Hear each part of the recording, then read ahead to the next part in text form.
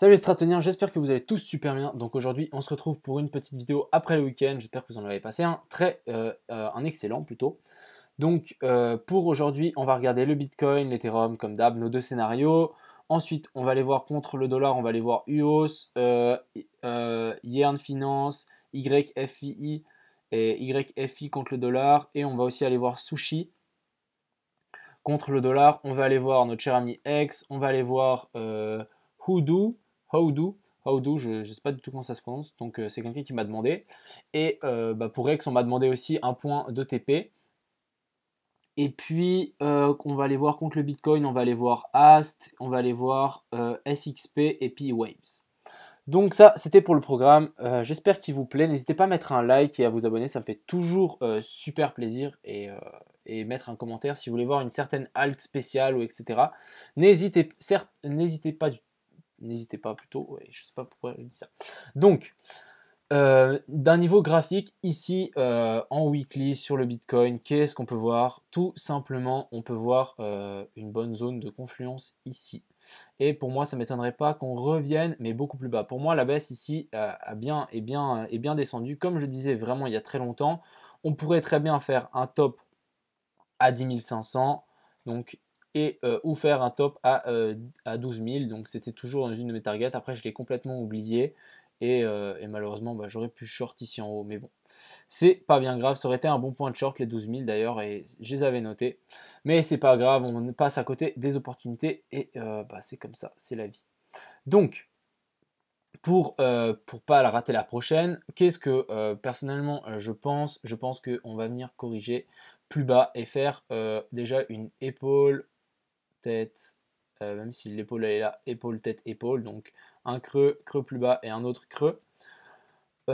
Redescendre beaucoup plus bas, donc ici il y a la EMA 200, très belle zone de confluence. On a la trendline ici qui relie les deux bas, entre guillemets. Donc pourquoi pas décrocher, venir faire un autre rebond ici, redécrocher, venir ici, on fait petite zone de distribution et ensuite on repart vers des plus hauts. Pourquoi pas faire un petit dernier crash jusqu'à fin 2020 et début 2021, ce serait quelque chose de probable. On crache souvent vers le début de l'année. Donc même chose. Donc ici, vous voyez, on a craché tout le long et pile quand on arrive début janvier, par exemple 2019, on commence à se reprendre. Donc les débuts d'année sont toujours des bonnes années à acheter. Si on regarde même chose ici, novembre, décembre, 1er janvier, on était là. Hein. Donc après, on est monté. Bon, après, on a eu le crash du coronavirus qui n'était sans doute n'aurait pas dû être là, mais quand même, on est quand même monté juste après. Donc pour moi, les débuts d'année sont des bons points d'achat. Donc voilà, pourquoi pas descendre beaucoup plus bas. Je vais mettre un gros rectangle, donc pour moi, revenir dans cette zone ici. Donc entre les 8000, on va arrondir à 8000. D'ailleurs, je vais tirer entre les 8000 et les 7000. Très bon point d'achat pour moi, donc on va attendre patiemment. Mes alts, je vais essayer, je sais pas, on verra si je les garde ou pas, ça dépend. Donc on va tout simplement attendre. Pour ce qu'il est actuellement, donc en 4 heures, on a cassé ce petit range qu'on avait ici. Donc on l'a cassé vers le haut et pour l'instant on fait une bougie un petit peu d'indécision, on fait un doji. On va sans doute venir se taper dans pas longtemps sur cette EMA 200 et pourquoi pas revenir sur ces derniers sommets pour potentiellement engager une hausse vers ici les 11 000 quelque chose. Donc je crois que je l'ai bien matérialisé ici, non pas sur ce graphique, sur celui-là, excusez-moi. Donc très bien matérialisé ici par cette trendline qui est pile au 11 130 dollars contre le dollar, contre contre le Bitcoin, qu'est-ce que je dis? Donc revenir dans cette zone ici de potentiel short. Je pense que si on revient exactement pile toucher cette zone, je shorterai le Bitcoin, car tous mes scénarios m'indiquent qu'on va descendre. J'attends de voir, pour l'instant on est croché sur les 0,38. Donc vous voyez, on se fait repousser, on a été un poil plus haut, mais quand même on a clôturé vraiment pas loin des 0,38,2, donc à voir si on va les casser.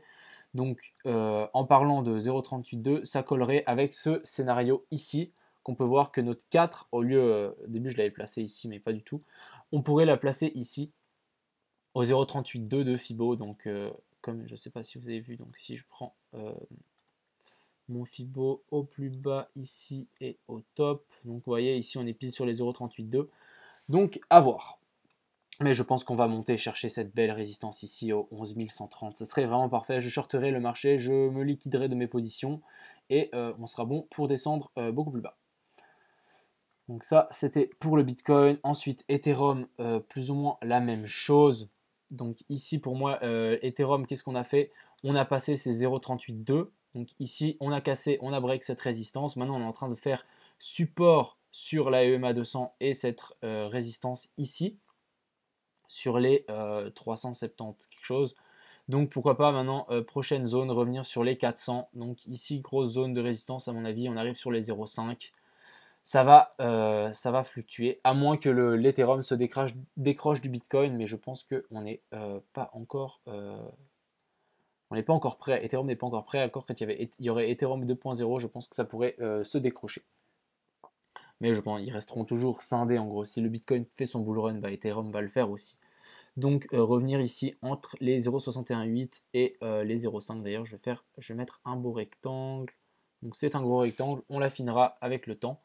Mais je pense que revenir dans cette zone, ça pourrait être vraiment optimal pour vendre ses Ethereum et short. Bien sûr. Donc ensuite, on va parler de notre cher ami X. Donc X, on est toujours en train de se taper contre cette résistance ici.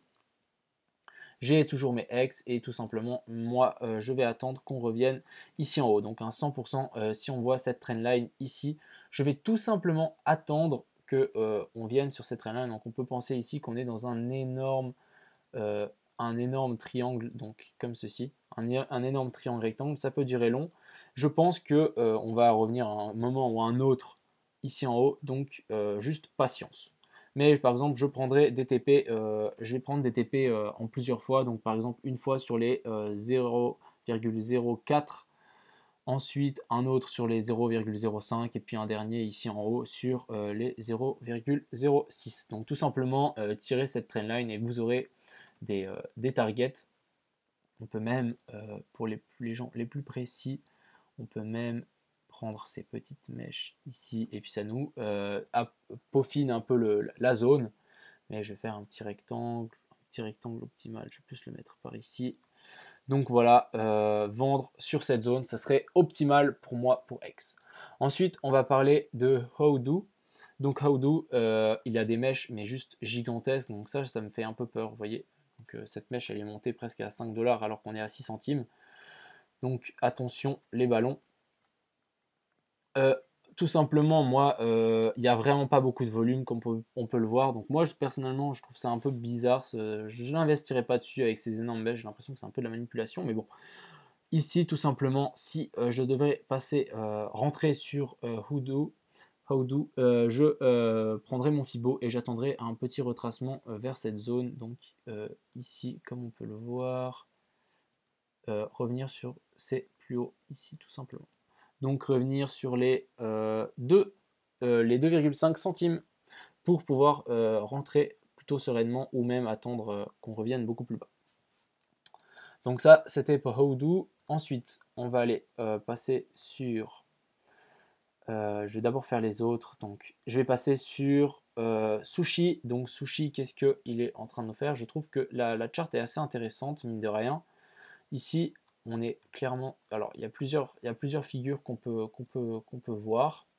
Ici, d'ailleurs, on peut direct voir une épaule, tête, épaule.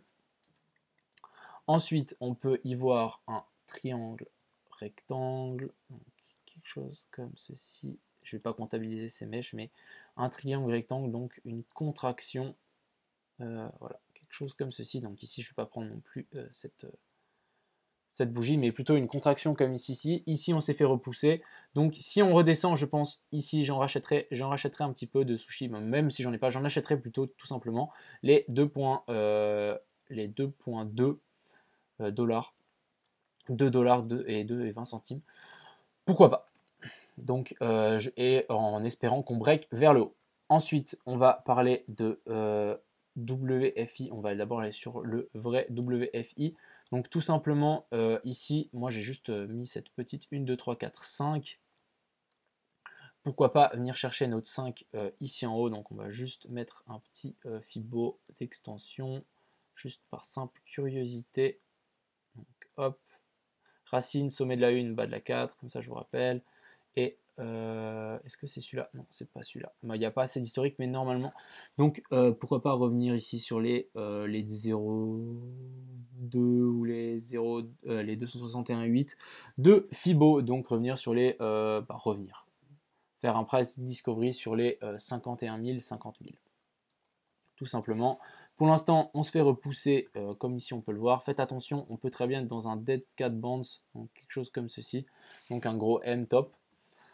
Il faudrait casser ici les 32 000 pour que le M se valide. Mais je pense qu'on va revenir quelque chose comme ceci, revenir dans les 0,5 de cette montée ici. Donc pourquoi pas passer un ordre sur les 0,30, les 37 000 juste ici pour ensuite profiter de la vague qui peut monter assez haut. Donc si on met juste ici, ça nous ferait un 30%, 40%, donc toujours sympathique.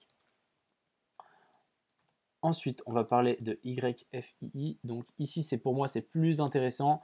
On serait aussi, pourquoi pas, dans une potentielle, donc 1, 2, 3, 4 et 5. Ce qui a été assez marrant, je trouve, c'est quand j'ai pris mon Fibo d'extension, j'ai été sur le sommet de la 1 et le bas de la 4. Et en fait, ici, les 0,61, les 261,8 de Fibonacci, on tombe pile sur l'ancien top ici de bouger clôturé. Donc je trouve ça assez marrant et pourquoi pas racheter si on revient faire un support. Donc j'en achèterai. Donc ici j'avais déjà identifié ce premier bas. Ici on était revenu pile sur les 0,5. On les a gardés, on les a supportés. Ensuite on est revenu pile rebondir aussi sur cette résistance ici, même chose ici. Et maintenant on est en train de recorriger. Donc tout simplement on peut essayer de peaufiner nos points d'entrée entre ces deux. Donc revenir sur voilà ici les 0,618, donc les 5500 YFII, donc ça serait parfait. Donc je vais juste d'ailleurs mettre un petit, j'ai dit combien, les 5500, on va arrondir à 5, voilà, pile poil ici. D'ailleurs je vais juste mettre une petite alerte, je pense que je vais en acheter un petit peu si on revient sur ce niveau là, pourquoi pas, mais on peut très bien corriger bien plus bas. Attention à vos ballons. Ensuite, on va parler de UOS. Donc UOS qui a un peu rien fait avec... bon, rien fait, je dirais pas, mais ici, j'ai l'impression qu'on est en train de faire un M-top, un Dead Cat Bounce. Donc attention. Avec l'annonce de Asher, il s'est un peu rien passé. On a tenu les 0,38,2. Donc je vais juste passer en weekly, comme ça. On aura une meilleure vue. Donc on a tenu ces 0,38,2. Ici, j'avais placé une position, pourquoi pas qu'on rentrait sur cette mèche. Donc les gens qui l'ont fait, très bien. Vous êtes rentré vraiment tout en bas de cette mèche. Et maintenant, il faudra voir si on arrive à casser ce dernier plus haut ou si on vient péter comment dire, ce niveau ici des 0,38,2 pour pouvoir corriger beaucoup plus bas. Donc ceux qui sont rentrés ici, moi je vous conseille de prendre vos profits tout simplement et d'attendre une sortie par le haut ou par le bas. Tout simplement. Ensuite, on va parler de notre petite salle, donc AST contre le BTC. Donc en weekly, qu'est-ce qu'on avait fait ici? On avait fait un espèce de triangle avec la résistance. On l'avait break vers le bas. Et maintenant ici, on a fait un bottom. On est revenu tester cette résistance. D'ailleurs, je passe en 4 heures, ça sera sans doute plus clair pour vous. Donc ici, on avait clairement une belle résistance qui était marquée. On est revenu pile s'appuyer dessus. Et maintenant, on se fait repousser par la EMA 200. J'ai envie juste de tirer un petit Fibo depuis ici à ici, donc ça sert un peu à rien le Fibo là. On tombe un peu au milieu de nulle part, on est entre les 0,764 et les 0,618, donc rien à dire pour Ast, tout simplement je vais être patient. Ensuite on va parler de SXP, donc SXP qui est toujours dans son range, j'ai rien d'autre à dire, je vais vraiment attendre et j'espère vraiment une sortie par le haut. Tout simplement, j'espère que le Bitcoin ne va pas, j'espère qu'il va monter encore un petit peu et que ça va pouvoir profiter encore une dernière fois aux altes pour pouvoir vendre. Ça peut être très bien. Et ensuite Waves, donc Waves très correct, ce qu'il nous fait ici. Il nous a fait une belle cuve, en gros. Il est monté. Maintenant, on est en train de revenir faire support sur les anciens supports, donc très bien. J'espère que ça ne va pas lâcher. Pourquoi pas ici, point d'entrée potentiel, donc sur les 0,0027. Donc, et entre les 2633 Satoshi, entre les 2633 Satoshi et les 2683 Satoshi, revenir dans cette zone, ce qui pourrait être qui pourra bien se payer, je pense que si on propulse un peu ouais, ça peut être bien payé. Donc voilà, j'espère que cette petite vidéo vous a plu. N'hésitez pas à mettre dans les commentaires les crypto-monnaies que vous voulez voir. Demain, je vais essayer de travailler un petit peu plus, sortir 2-3 alts qui sont en train de bien cracher et qu'il y a des bons points d'entrée en gros. Et j'espère que elle vous a plu. N'hésitez pas à mettre un like et à vous abonner comme toujours. Et je vous remercie pour tout. Ciao tout le monde, à demain.